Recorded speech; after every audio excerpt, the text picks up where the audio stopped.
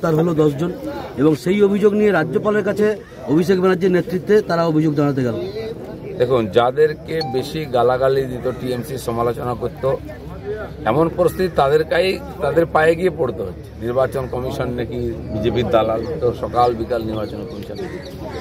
রাজ্যপালের বাড়িটা নাকি বিজেপির অফিস, তো সকাল বিকাল রাজ্যপালের এমন পরিস্থিতি হয়ে গেল।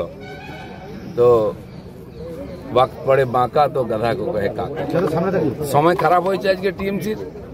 রাস্তায় নাই, মাঠে নাই রাজ্যপালের অফিস, আর নাহলে নির্বাচন অফিস।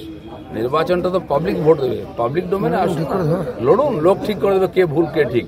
বিশ্বাস নেই, জিতে গেল পাবলিক আমাদের জিতিয়েছে। আর যখন প্যাঁচে পড়বেন তখন কাকা বাঁচাও, মেসো বাঁচাও, পিসে বাঁচাও, একই রাজনীতি। দম নেই কোমরে, আর আপনার স্পোক্সম্যানরা উল্টা পাল্টা ডায়লগ দিচ্ছে। পাবলিকের সাওয়ার জম নাই। ওনার জেলা প্রেসিডেন্ট উত্তর চব্বিশ পরগনা বলে দিয়েছে লোকের কাছে ভোট চাইতে লজ্জা করছে। সেই লজ্জায় মুখ দেখাতে পারছেন না, এখন অফিসে যাচ্ছে। মূল যে অভিযোগটা এজেন্সি পুরো প্রথম থেকে অভিযোগ করে আসছে রাজ্য এবং তাদের যারা আছে। আর কি অভিযোগ করবে?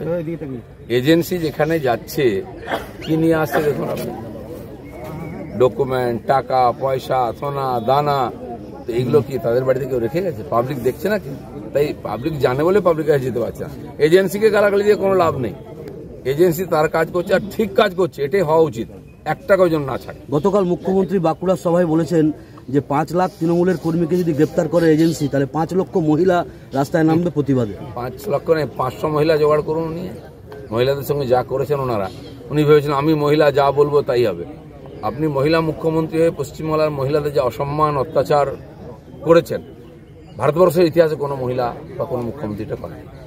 এনআইএর এসপির বিরুদ্ধে ব্যবস্থা নেওয়ার আর্জি জানিয়েছে কালকে রাজ্যপালের কাছে তৃণমূলের প্রতিনিধি। ওই তো এখানে ফুল দেবেন, ওখানে বেলপাতা দেবেন, এই করে নির্বাচন লড়া যায়? তার জন্য কোর্ট আছে, কাছারি আছে, ব্যবস্থা আছে, চিঠি লিখুন, হয়ে যাবে। এ সবই শোবাজি হচ্ছে, ওনারা জানেন কিছুই নাই, সব ফাঁকা, টাই ফিস। তাই এসব মাইলেজ নেওয়ার জন্য মিডিয়াতে এইসব বলে বেড়াচ্ছে। ঠাকুরবাড়ি এখন রাজনীতির কেন্দ্রবিন্দুতে। ঠাকুরবাড়ি কবে রাজনীতির কেন্দ্রবিন্দু ছিল না? আর এটা মমতা ব্যানার্জির দান। মতুয়া সমাজকে রাজনীতির মধ্যে টেনে নিয়ে আসা, ঝগড়ার মধ্যে টেনে নিয়ে আসা, ঠাকুরবাড়িকে রাজনীতির প্রাঙ্গণ বানিয়ে দেওয়া, এটা মমতা ব্যানার্জি করেছেন।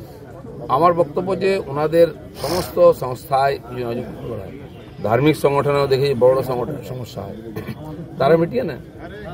তাদের কমিটি আছে, তাদের ফলোয়ার্স আছেন, ভক্ত আছেন, কমিটি, তারা মেটাবেন। সবাই ওখানে হাত পা মারছেন কেন? অভিষেক বন্দ্যোপাধ্যায় নিজেই হচ্ছে অভিযুক্ত বিভিন্ন কেসে, আর অভিষেক বন্দ্যোপাধ্যায় বারবার বলছেন এজেন্সির কথা। দেখুন, চোর যত চেঁচিয়ে কথা বলুক না, কেউ বিশ্বাস করবে না। যেন আগে নিজেদেরকে ঠিক প্রমাণ করুন, স্বচ্ছ প্রমাণ করুন, তারপর লোকের কাছে যান। রাজনীতির লড়াইয়ের ময়দানে না পেরে বিজেপি এজেন্সি ব্যবহার করছে, এটা তো বারবারই বলছে। সেটাই প্রমাণের ওদের কাছে রয়েছে, এরকমও দাবি করেছে। প্রমাণ থাকলে তো দিন না, বলছেন কেন? জিতেন্দ্র তিওয়ারিও চ্যালেঞ্জ করেছেন, প্রমাণ দাও, নাহলে আমি কোর্টে যাব। সেরকম প্রমাণ থাকলে আপনি সুপ্রিম কোর্টে যান, ইলেকশন কমিশন প্রমাণ দিয়ে আসুন। ছবি তুলতে যাচ্ছেন, দিয়ে ওখানে গন্ডগোল করে অ্যারেস্ট হচ্ছেন, দিয়ে খবর করছেন, এ চলতে পারো না বেশি দিন।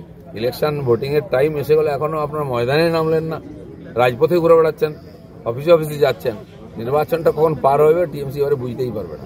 আপনাদের রাজ্য নেতৃত্ব পুলিশের বিরুদ্ধে একটা অভিযোগ পক্ষপাতিত্বের, এবং কালকে সেটা জানিয়েছেন পুলিশ অবজারভারের কাছে।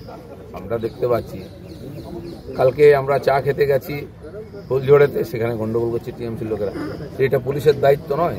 আমি বসে রাস্তায় চা খেতে পারবো না, লোকের সঙ্গে কথা বলতে পারবো না, সেখানে গন্ডগোল করবে কেউ? পুলিশ নাকি ঘুমুচ্ছিল। পশ্চিমবাংলার পুলিশ কতদিন ঘুমবে? ঘুমিয়ে তো ওপরে 12 বছর কেটে গেল, এবার জাগো একটু। উত্তরবঙ্গে বিজেপির মঞ্চে আগুন লাগিয়ে দেওয়ার অভিযোগ। দেখুন, আমাদের লকেট চেকেটে যে গাড়ি ভাঙছে, তাকে ঢিল মারছে। 2-3জন প্রার্থীকে ওই দিন কালো পতাকা দেখা হয়েছে, এখন প্যান্ডেল ভেঙে দিচ্ছে, আমাদের ঝান্ডা ছিঁড়ে দিচ্ছে, দেওয়াল লিখন মুছে দিচ্ছে। আরে এইভাবে কি রাজনীতি হয় নাকি গণতান্ত্রিকভাবে? আপনি সরকারে আছেন বলে গায়ে জোর করবেন, গুন্ডা নিয়ে রাজনীতি করবেন। এর জবাব বিজেপি দিয়েছে বলে আজকে এখানে দাঁড়িয়েছে বিজেপি। তো আগামী দিনেও এদের এই প্রত্যেকটি কাজের আমরা জবাব দেবো, এবং সাধারণ মানুষের যে ইচ্ছা সেটাকে যাতে প্রতিফলিত হয় তার চেষ্টা করবো। বুঝি দাদা, সকাল থেকে দেখা যাচ্ছে ডান্ডা হাতে আপনি কাউকে ঠান্ডা করতে নেমে পড়ছেন। আমাকে বন্ধু বললেন যে আপনার রাস্তায় বেরোলে অনেক অবাঞ্ছিত লোক সামনে চলে আসছে, তো একটা স্টিক হাতে রাখুন। অভিজ্ঞতা অনেক জায়গায় হয়েছে, কিন্তু আমি খালি হাতেই ঘুরি। তো ওনার ইচ্ছা যে আমি স্টিকটা যেন নিয়ে ঘুরি, তো এটা দেখি ওখানে একটা কাজ হয়। এটা তো শাসক দল বলবে যে আইন নিজের হাতে তুলে নিয়েছে দিলীপ ঘোষ। আইনকে আমরা মানি, আইনকে হাতে তুলে নিই না।